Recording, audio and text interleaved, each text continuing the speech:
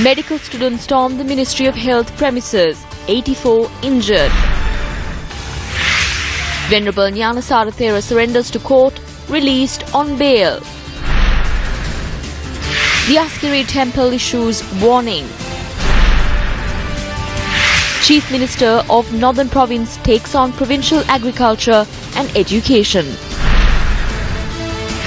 Minister explains new larvae for dengue eradication. Fitness tests compulsory for national teams. Coming to you live and direct from our Newsfirst studios here in Colombo on TV1 and Shakti TV. Hello and good evening. This is Primetime News. I am Shaheen Jarangpati. And I am Dasnia Thada. Let's start off with a look at tonight's top stories.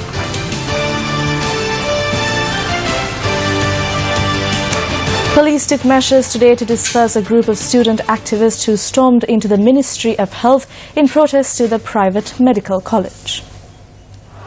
Students of the Medical Faculty Students Action Committee and Inter-University Students Federation marched from the Lipton Circus and forcefully entered the Ministry of Health. The protesting students entered the main building of the ministry and demanded for a discussion. Police had obtained an order from the Magistrates' Court stating that the protest be held without any hindrance to the public. Our correspondent said many who arrived at the Ministry of Health since it was public day were inconvenienced due to the protest. As the students disregarded continuous requests to hold the protest in a peaceful manner, the police had to resort to other measures to disperse the crowd.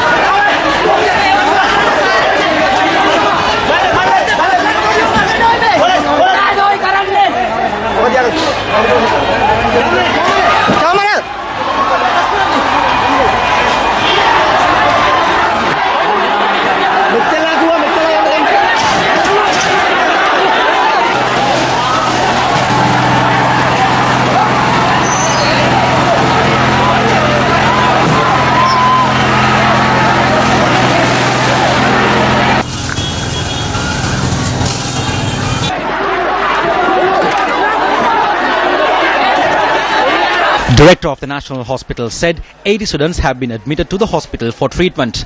4 personnel of the Special Task Force also sustained injuries and are receiving treatment in hospital.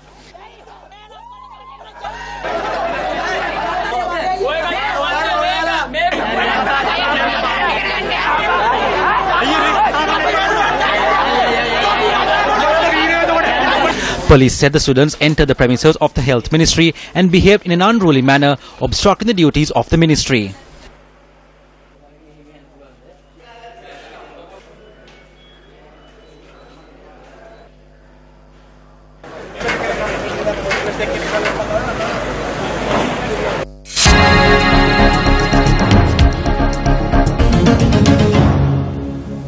President Maithripala Sirisena hosted an iftar ceremony at the presidential house yesterday.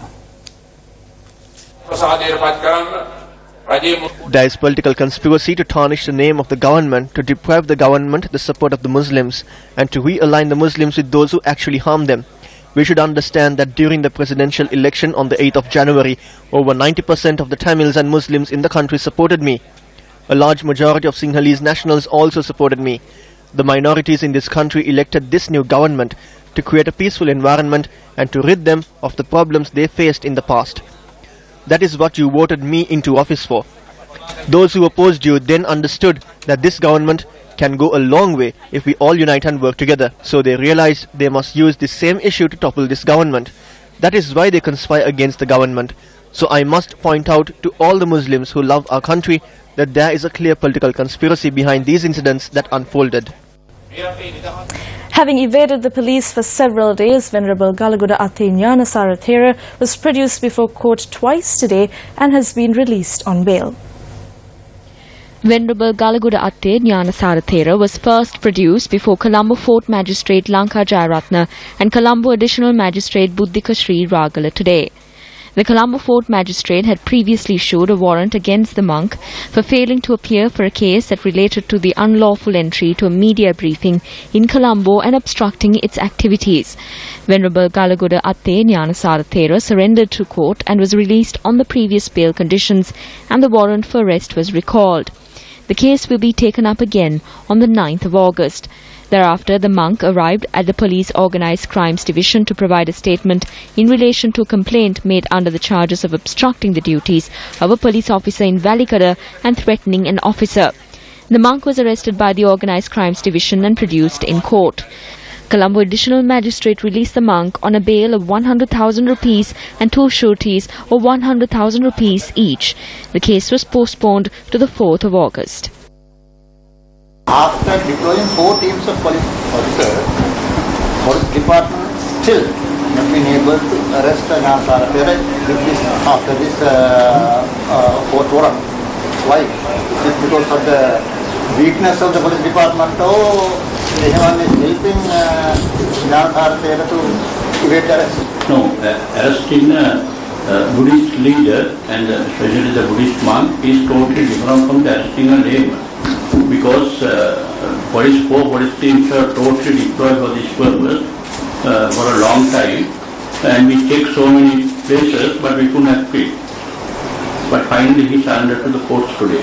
What is the difference? You say, I don't understand. What is the difference between arresting normal citizen? Now if you want to arrest, check a normal civilian place, we can go and arrest, check that place and to obtain a warrant. But it is something totally different for checking a temple. Because there are some cultural conflicts also. We have to understand this. Have you been instructed by someone? No. Nothing. Then when Venerable Nyanasara turned up in court, at least where were your 4 special police units? No, when a person wants to go and surrender to the court, that is their right, that is his rights. On the way we can't obstruct him, and it's actually contempt of court. If the person is going to court, was there some arrangement prior to the Lima told yesterday that if Venerable Nyanasara is assured of his protection, that he would surrender to court? So was there some understanding between the police? No understanding. He went and appealed to the courts on warrant. The police have arrested accused before in the past. I very particularly say we have failed to arrest the Venerable Nyanasara for last 3 weeks, and we were trying out this, but we were not successful at any time. Sometimes we fail, sometimes we success. Minister, so last month President Sirisena told the Law and Order Ministry to take action on perpetrators of these hate crimes without fear or favour.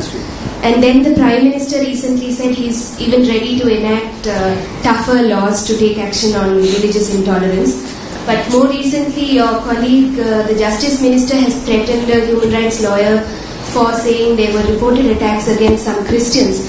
So, is there a gap here? Because every time an incident is reported and the Justice Minister issues a threat like this, what are we to make out of this? So you can see the gap always, no? This is a unity government, the gap is being shown every time. So the problem is now we have enacted a new act to deal with this.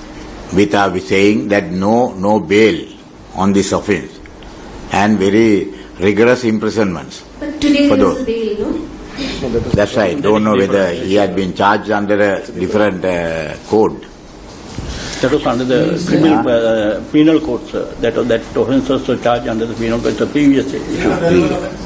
Anyway, as a responsible citizen of this country, whatever the attack against any religious places or even any people, we have to take very serious action.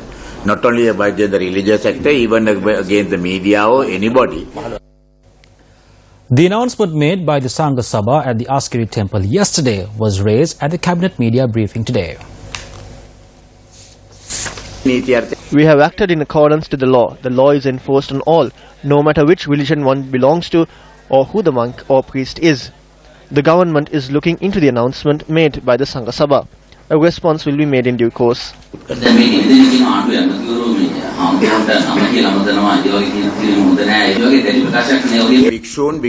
The respective institutions are looking into how one can act while protecting the dignity of the monks.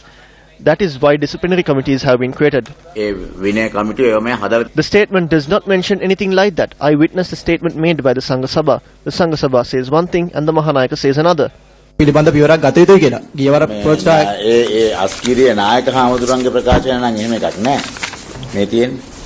සභාවෙන් කියන එකේ නම් මම දැක්කා. සභාවේ කියන්නේ එකක් නේ මහානායක හඳුරු කියන්නේ එකක් නේ. මේ ඉදිරියේ තියෙන සිංහල ජාතිය වඳ කිරීමට ගන්න ඇතන් උත්සාහ පිළිබඳව සහ පුරාවිද්‍යා ස්ථාන විනාශ කිරීමේ උත්සාහ සම්බන්ධයෙන් තොරතුරු වාර්තා වෙනවා කියලා. As a responsible government, we will act on all that is reported.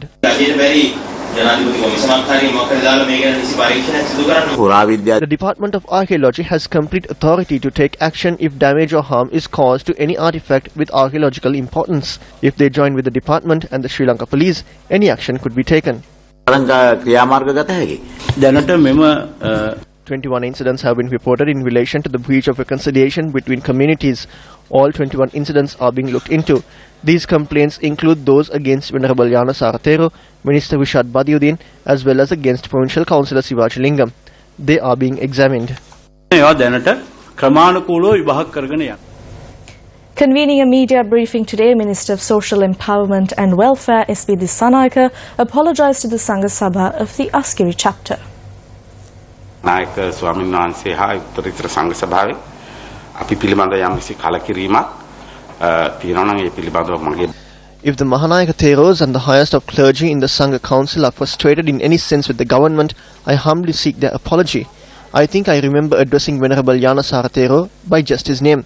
While apologizing for the Venerable Thero, I would like to recall his behavior overseas and in the country.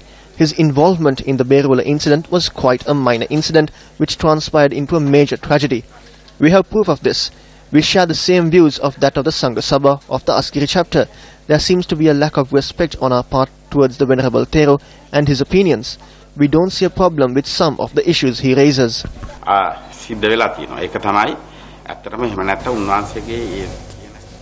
Senior member of the Sangha Sabha of the Askiriya chapter of the Siam sect, Venerable Dr. Godagama Mangala Thero, convened a media briefing in Kandy today. We have come to know that Minister Akhilaviraj Karivasam had announced at a discussion which was preceded by the Prime Minister that the government intends to take over the Tabluraja Mahaviharaya as it was named as the World Heritage. We have also come to know that to make the process easier, the Viharaya will be put under the purview of the Cultural Fund. Right to issue tickets and the right to manage the temple is vested with the chief incumbent. Therefore, in response to the minister's statement, I hope to impose a payment on foreigners who enter the premises. The former director of archaeology was replaced. The new appointee is continuing in these actions. If this is not stopped, we will join with the Askiri and Malvadu chapters and take action. A program to present loans under the Samata Savana initiative took place at the Kandy Post Office complex today. Speaking at the event, Minister Sajid Premadasa responded to certain claims. 762 individuals were presented with loans at this event. They say the Sinhala community and Buddhism is in harm's way. There was a leader who installed sandbag walls opposite the temple of the Sacred Tooth relic so that his son could drive a Lamborghini in a race. Some claim that Buddhism is in harm's way. So did driving a race car opposite the temple of the Sacred Tooth relic bring any good to Buddhism? Did it help develop Buddhism? Sri Lanka, which was criticized the world over, was brought back to its reputed state by our government. It is our government that protects all communities, including the Sinhalese and the Sambuddha Sasana.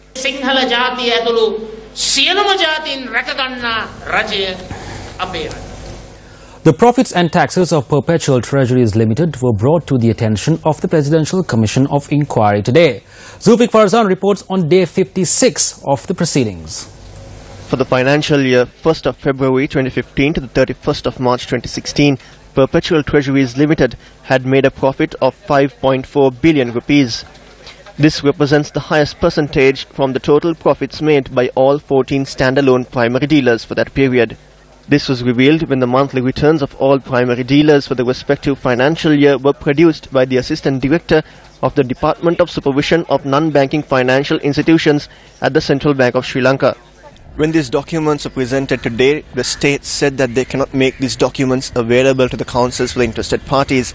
At this moment, an objection was raised by the council appearing for the former Governor Arunachal Mahendan.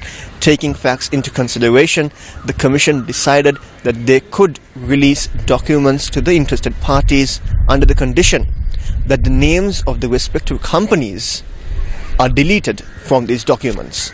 It further came to light that for the period from the 1st of February 2014 to 31st of March 2015, 3 primary dealers, including Perpetual Treasuries Limited, had not paid income tax on profits. However, it was not clear if they were liable to pay those taxes during that period. In her evidence, the former chief dealer of First Capital Treasuries, Suhini Fernando, noted it was the Public Debt Department that called them and told to bid under the prevailing market rates. She said the company had no keen interest on entering a long-term bond and thereby placed a dummy bid. When questioned on direct placements, she noted that the front office of the Public Debt Department gives them a rate to make placements, and profits are made after defining a clear margin in the transactions. Fernando said though her husband served in SMB Money Brokers Private Limited at that time, she never discussed business with him. This was highlighted because an individual from SMB Money Brokers Private Limited had contacted the chief dealer of the Bank of Ceylon, hinting an increase in market rates for February 2015.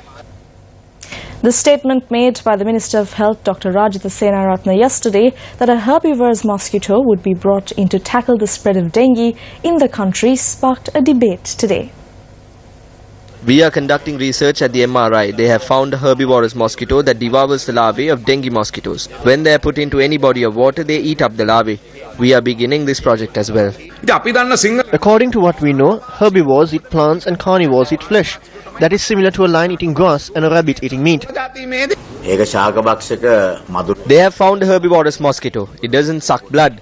MP Handunneti had asked whether they eat rice. That is all they know. This is the chairman of COPE. That is the manner in which they monitor the other things as well. They think that by coming into politics, they get to know everything. They think they know about medicine as well. The mosquito is herbivorous. Its larvae consumes dengue larvae. 960 litres of water is being leaked per second from the Karandagolla main tunnel under the Uma Oya Multi-Purpose Development Project. Speaking to reporters today, Uva Provincial Councillor Samantha Vidyaratna said over 7,000 houses have suffered damages as a result.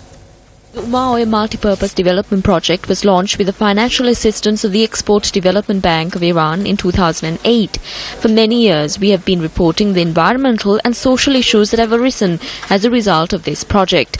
The situation worsened following the leak in the main tunnel that was reported on the 24th of December 2014. Another major leak has been reported from the Karandagolla main tunnel. Speaking to Newsfirst, a project officer said a large amount of water is going to waste every second.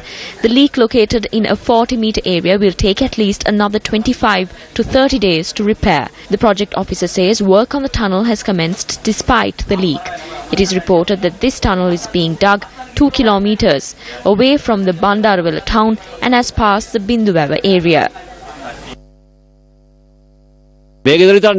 All the houses in Udaperua and many parts of Bandarawala have been destroyed as a result of this project. It is similar to the tsunami disaster. Not a single house has been spared, not a single well has been spared. All the wells have dried up. It is difficult for us to survive. This is all our hard-earned money. A media briefing took place opposite a house that was destroyed in the Udaperua area. A total of 7,037 houses have been destroyed while 3,112 water sources have dried up. There is no shortage of water in Parliament or the Provincial Council or even the Prime Minister's house. But how are the people in the Central Hills going to survive without water? We are not allowed to have any discussion. If we are not allowed to have a dialogue, we will step onto the streets. A fake report was created to mislead the people. The foundation stone was laid on the 29th of April 2008 and approval was obtained on the 12th of April 2011. On that holiday, the Ministry of Environment was opened and the agreement was signed. We ask if this is fair. That is how the project was launched. The Central Hills is like the heart of the country. They are drilling right through the heart. If torrential rains are experienced, nothing will be spared. We are right at the center of a great disaster waiting to happen. For the past 2.5 years, this area did not receive a drop of water. A number of water projects were proposed. Yet this area has been deprived of water. The houses were destroyed and temporary shelter was given. But compensation has not been provided. The Umayyah Multipurpose Development Project caused a debate in Parliament today. Over 80 million litres of water is going to waste as a result of this issue. The people are of the opinion that the Iranian technical expertise is not up to standard. Freight container loads of the chemicals that are used to prevent the leak are being taken into the central hills. These chemicals have contaminated the water sources in the respective areas. There is serious doubt about this. Why isn't the area that is at high risk not being classified as a danger zone? Do it at least now. A scientific study must be done on the damage that has been caused. The assessment report was prepared by the University of Sri Jawaharlal. However, today we have to face many issues that have arisen beyond the scope of this report. 57 billion rupees has been invested in this project. We have attached personnel from the National Building Research Organisation to the project. In addition, personnel from the Central Engineering Bureau have also been assigned. We are taking measures to provide relief and assistance to the people identified to be in the risk zones. A team of Swiss engineers have visited the Umayyah project site. The amount of water leaked has increased. We hope to minimize the damage and move forward. Chief Minister of the Northern Province C.V. Vigneswaran took over the two ministerial portfolios that were left vacant in the Provincial Council. The Chief Minister was sworn in as the Northern Province Minister of Agriculture and Education in the presence of Northern Province Governor Reginald Kure. Provincial Minister of Agriculture P. Aingaranesan and Provincial Minister of Education T. Gurukularaja had to vacate their positions after corruption allegations against them were proven. The motion of no confidence against Chief Minister Vigneswaran, which was presented to the Governor, was withdrawn today. Provincial Ministers K. Sayandan and Ayub Azmin handed over the letter in this regard to the Governor of the Northern Province. Opposition leader R. Sambandhan met with the Minister of Foreign Affairs Ravi Karunanayake today. TNA parliamentarian M.A. Sumandiran also attended the meeting. The opposition leader, expressing views following the meeting, stated that views were exchanged regarding future plans. Minister Navin Disanayake, speaking at the UNP headquarters Sirikota, commented on the issues surrounding the ban on glyphosate, a widely used weedicide. There is a ban on glyphosate, a widely used weedicide. The ban was imposed by President Maithripala Sirisena under this government. In large agricultural areas, it is impossible to reap commercial benefits without using this weedicide. In small tea estates and other small farms, weedicides are not necessary as weeds can be removed by hand. These areas have not fallen victim to chronic kidney disease as a result of glyphosate. If that is the case, even the estate workers should have fallen victim to chronic kidney disease. But that has not happened.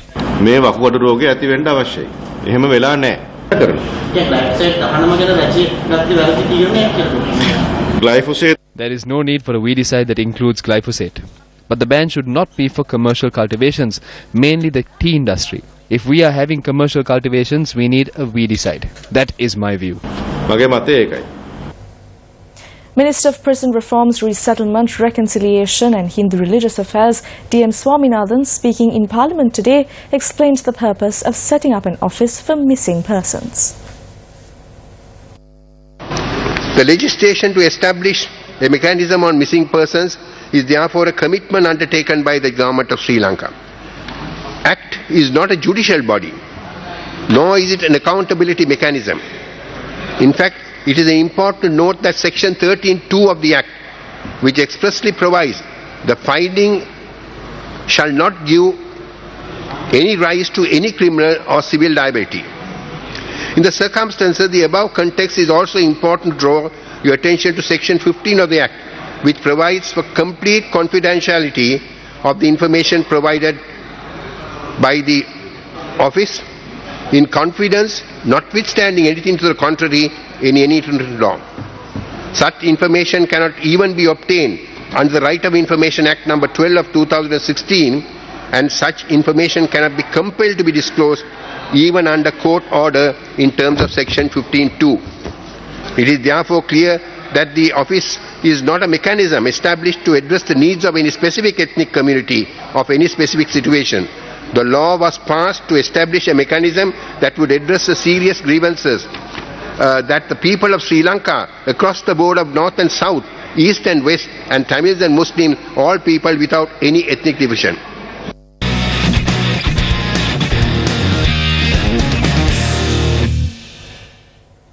The Minister of Sports has taken a firm stance on his view on the fitness of sportsmen. I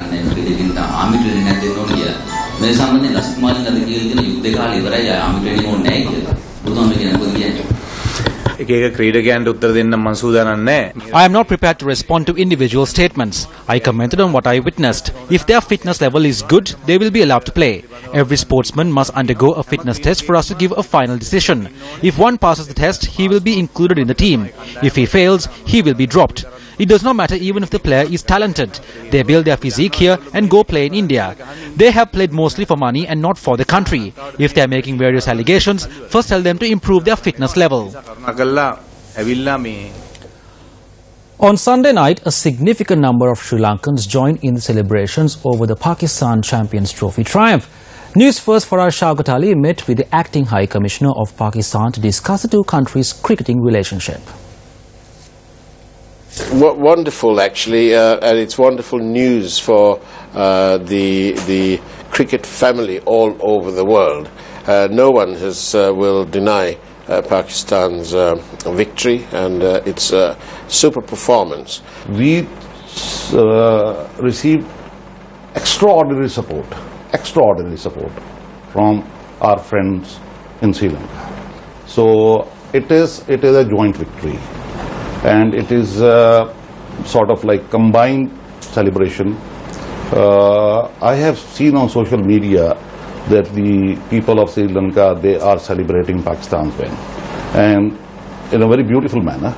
It is moving. Pakistan and Sri Lanka, if we are not playing against each other, it is always like this. Supporting each other. And entire world knows that. I don't need to say that. Sri Lankans know that, Pakistanis know that, and the other teams also know that.